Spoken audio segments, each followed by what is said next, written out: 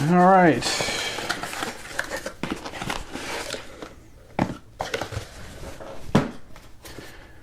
So the Germanium Tumnus Deluxe. So I was able to pick one of these up on Wednesday. Whenever they were first released, which was kind of a pain. Anybody that was involved in that, the server was crashing, and you know, it's kind of exciting, I guess.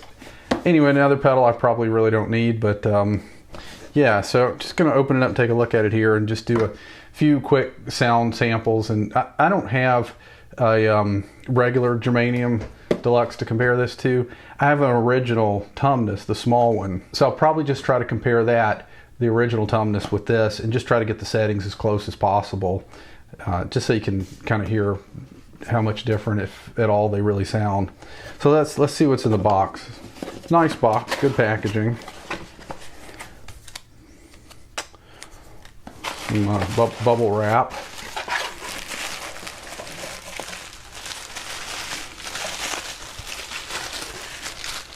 That's kind of cool. Nice little sock for the pedal. So some feet, which I probably will not use. So probably get a little bit of Velcro on it to go on the pedal board. A manual, which I'll look at, some suggested settings. And the packaging material. Let's put that aside and see what the pedal looks like. It's kind of cool. They didn't make a lot of these. The original, they made so Brian Wampler was able to get some original Germanium diodes. The original Klon, the one that's so collectible, has Germanium diodes in it, which are part of the clipping circuit. And it's kind of a mystery exactly what those were. They're certainly not made anymore. Not much is made with germanium, not much electronic components.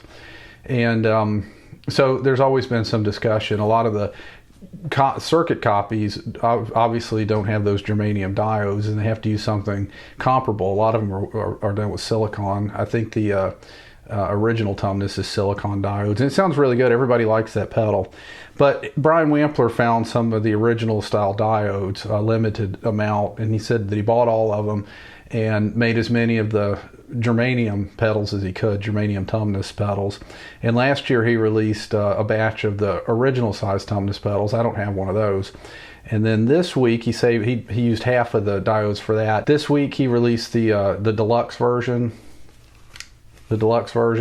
And he used the remainder of the diodes that he had left to do the deluxes. So I think it's about half regular Tumnus and about half deluxe. So there aren't going to be any more. Apparently it was a limited run. They sold out rather quickly, and I'm sure people will put them up on Reverb for too much money, and they'll probably just sit for a while. But it's kind of a cool pedal, collectible, limited edition, nice color, and yeah, let's see what it looks like. So it's cool. It's kind of some kind of anodized metal, red metal knobs. I saw some people complaining on the gear page about the switch. It is stiff, but it reminds me of other boutique pedals with this type of latching switch.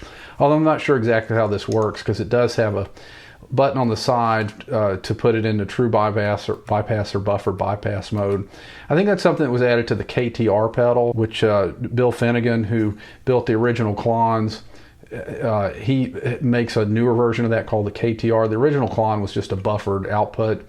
The KTR is sort of updated version of the Klon, which is still available, very hard to get, but still available. It does have this buffer switch on it. So I think this is, you know, sort of copying what Bill Finnegan did with the KTR pedal. But it's got a little bit more EQ control. I think according to Brian Wampler, the treble knob is supposed to work like the original treble knob on the Klon. You have gain and level. He adds a mid-range and bass control on here, and then a gain switch to give it a little bit more gain.